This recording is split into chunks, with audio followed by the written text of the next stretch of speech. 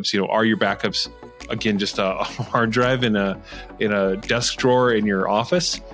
Because if your office burns down and you lose your data from your office, you've also lost your data on your backups, right? Because it's in the same physical location.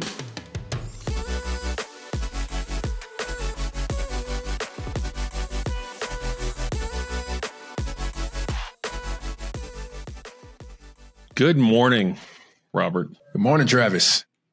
Good to see you. Good to see you too, man. Let's talk about backups today. How important are they?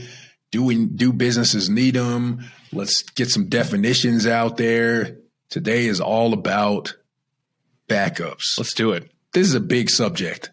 It is. We chatted a little bit beforehand, and I was like, wow, I was getting my head filled with information, and that was only a quick conversation. So there's a lot here.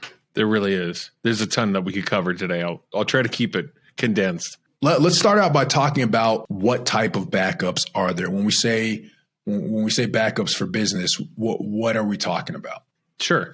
So, historically, there's two essential types of backups that people are taking. They're taking either block level backups or they're taking file level backups. There are other kinds. There's image-based backups too that work a little bit differently. But essentially, the two that we need to, I would say, focus on for most businesses out there are you backing up just the files that you're interested in your organization? So the Word documents, the Excel documents, or are you backing up the blocks on the actual hard drive of the system that you're backing up? So the file level backups are the ones that you hear about a lot, like on radio or television, or you see ads for on YouTube and things like that. There's a lot of different services out there that advertise themselves as a backup solution, even for like home users. Generally, those are just backing up the files that you are, saving in your computer. But for companies, a lot of the time, the block level backup is going to be more the style of service that they're going to want in their environment because of the additional capabilities it gives them. So you mentioned two different types of backups, file and then block. Can you get into that a little bit more? Can you give us a little more info on each of those? Yes. So the file level backups means, again, you're just taking a copy of those actual files, those documents. Maybe it's photographs or audio files or Word documents, things like that, spreadsheets. And that's useful. And a lot of homeowners use that style backup. The block level backup is actually taking a copy of the actual blocks, the data on the hard drive itself. And it's a much lower level backup. And what's cool about it is if you have a server that's dedicated to a role in your organization, maybe it's running your Exchange email, or maybe it's a domain controller or a file server, whatever it is, or maybe it's got a line of business application on it that it's hosting. The block level backups will actually back up not just the data that's present in that piece of software, but the whole installation of the software, the installation of the operating system of that server. So you get a copy of, let's say you're running Windows Server 2019 and it's hosting QuickBooks. You're not just getting those files, you're getting the entire server backed up. And what this means is you could have somebody go into your office, steal your server, just unrack it, put it under their arm, run out in the street, and that's the last time you ever see that physical server again.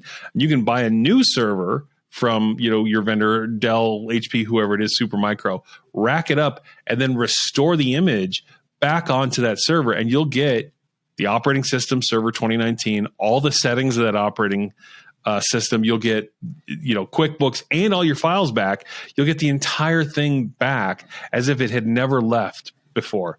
So it's really, that's when you start to move into that, arena where you're going beyond just backups and you're starting to get into disaster recovery because you've got that block level backup and not just file level backup.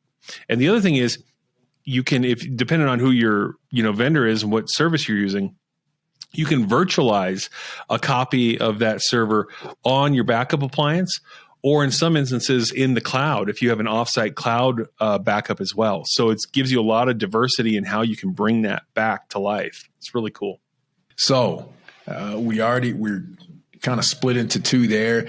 And I know there's a lot of other terms that are associated with both of these types of backups, but especially concerning businesses. Let's go through some of those terms and start defining them. So I often hear the acronym BDR. Right. Backups and disaster recovery. Right. So what are we talking about when we say disaster recovery associated with backups? So that's the ability to rapidly restore your environment back to where you had it, right? You're actually able to recover from a disaster. The backups piece itself is just, do you have a copy of your data? So you might have a backup on like a external hard drive that you maybe have in a drawer somewhere, but that doesn't mean you have disaster recovery, right? Which is the ability to then get that information back in place as fast as possible so that you're back up and running. So disaster recovery solutions usually require you to think about things like where you're at, where your geography is with regards to your backups. Are your backups, again, just a hard drive in a desk drawer in your office? Because if your office burns down and you lose your data from your office, you've also lost your data on your backups, right? Because it's in the same physical location. The other thing is, what is the plan? What is the protocol for getting that data back to production so that you can start using it and start actually using the information? That's disaster recovery. How do we recover from that disaster quickly?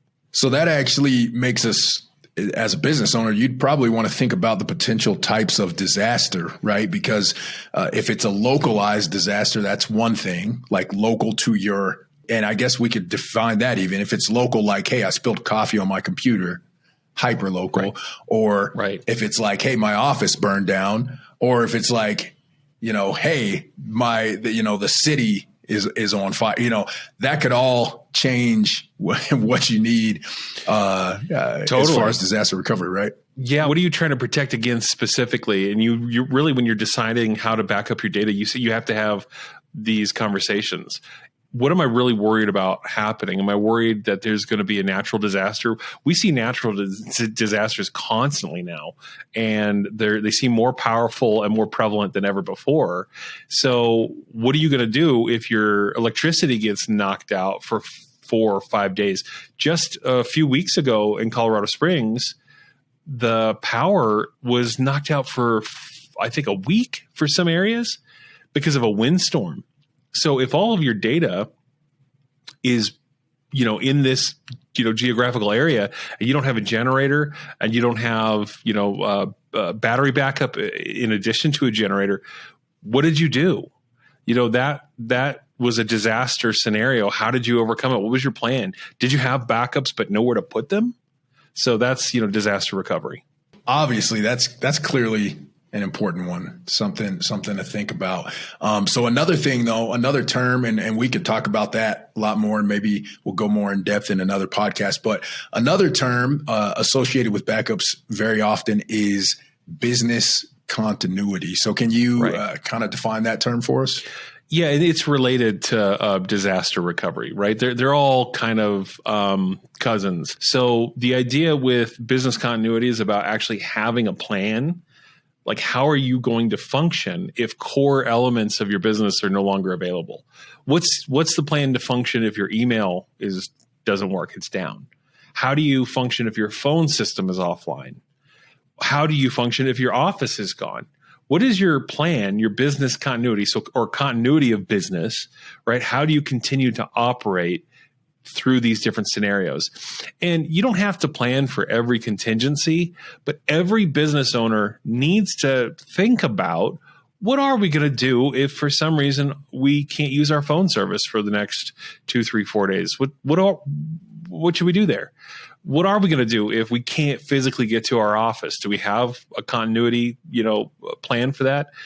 Same thing with your email, or maybe it's your primary line of business application. Maybe you have a hosted application or a self-hosted application that runs your business. Maybe it's QuickBooks. Maybe it's some sort of ticketing system or some sort of point of sale system. But what's the plan if this stuff is not accessible? And then you want to make sure that your backups and your disaster recovery are part of your business continuity. Gotcha. Okay. Hey guys, hope you enjoyed the video. Stay tuned for part 2 coming out next week. In the meantime, you can hit the like button if you enjoyed this video. Don't forget to hit subscribe or hit the bell notification so that you know when part 2 comes out. Thanks.